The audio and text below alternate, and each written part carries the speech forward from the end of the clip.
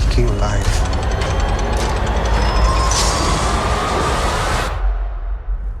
I created death. Listen, I really mean this. Congratulations. I really can't wait to watch it again. I only have a few minutes, so to make sure... No, how much? How long we have? 5. We got 15. And tell anyone. Go. Okay. Take your time. Yeah, I was going to be like, okay, well, that changes everything. I'm just going to change things differently. Got it. So I loved your work as the creature. Just fantastic. And I know you came to the project late. And can you talk a little bit about how you prepared for the performance and how your performance with all the makeup on, because as an actor, you've never done anything like this. Can you sort of talk about all of that, if you don't mind? It's a very wide question, but I was so blown away by your work. Thank you. Well,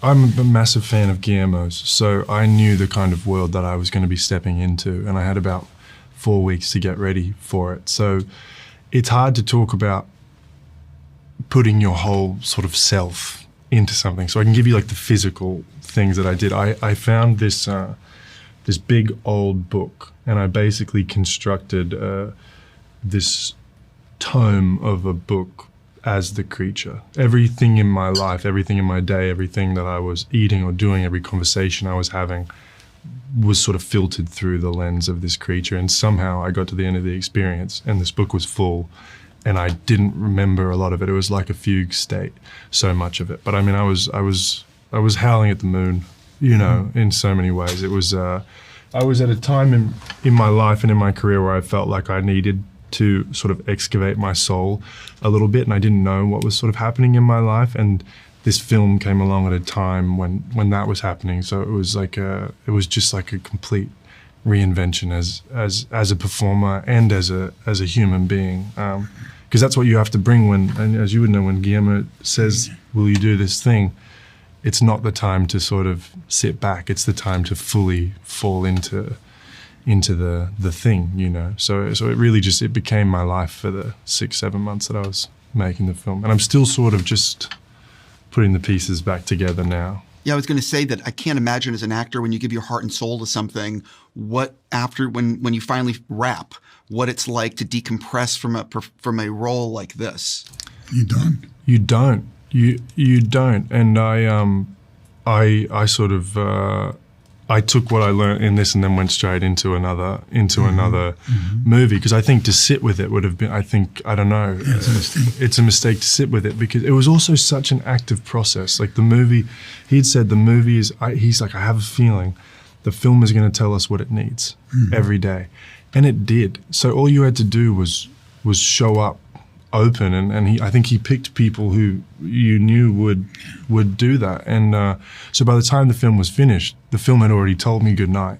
You know, it was time for me to, there was nothing left to think about or take to think about. It wasn't that kind of experience. It was like a full on flowing creative process, like that I've never experienced before. I don't think you get over a movie like this. I mean, 3 times in my life, Pan's Labyrinth, Shape of Water, and this, you don't move past the movie moves past with you.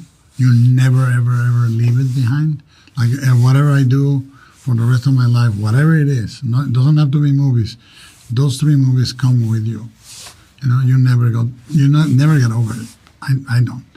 Oscar, I have an individual. I'm a pretty busy guy, so it wasn't the same for me. I had a lot going on. The Mandalorian. Yeah.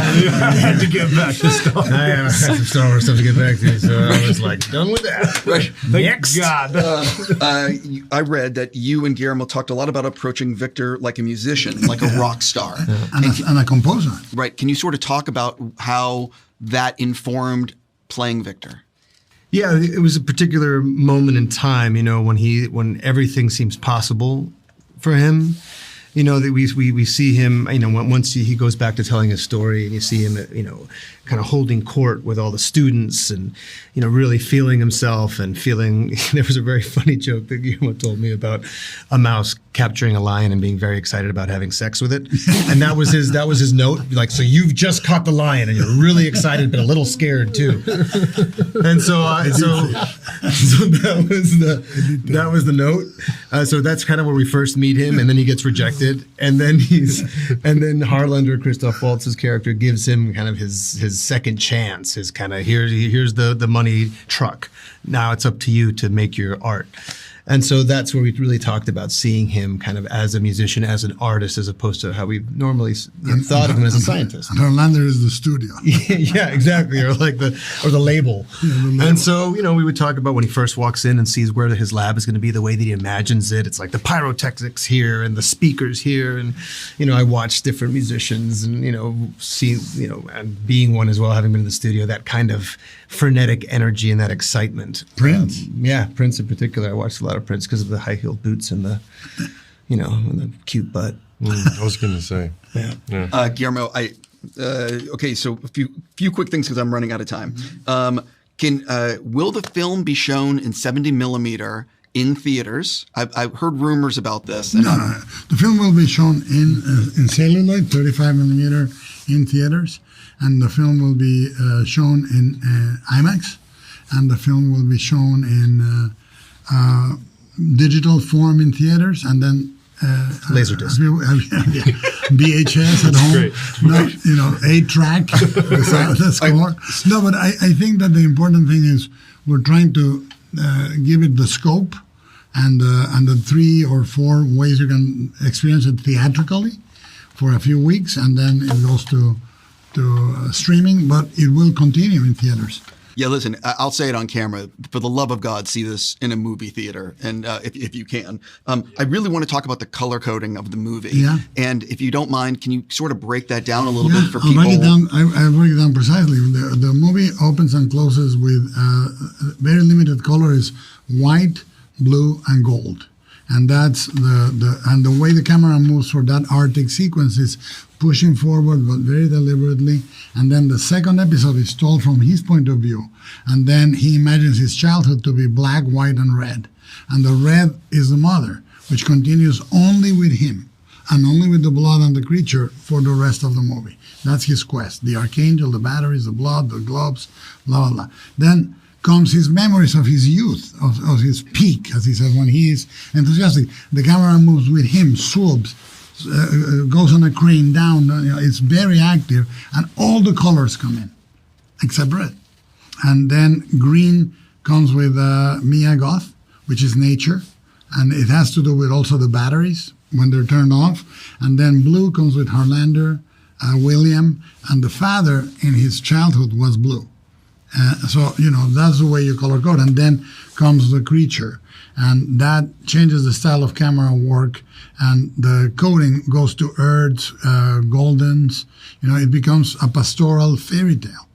And then finally we go back to the Arctic sequence, and the sun rises again. It rises behind the captain in the beginning and rises in front of the creature at the end. But the color coding is a little more elaborate than that, but that's basically the primer to see it. I need to go. They're going to kill me. I'm just going to say congratulations, Thank you, and thank pal. you so much for your time. thank you very much.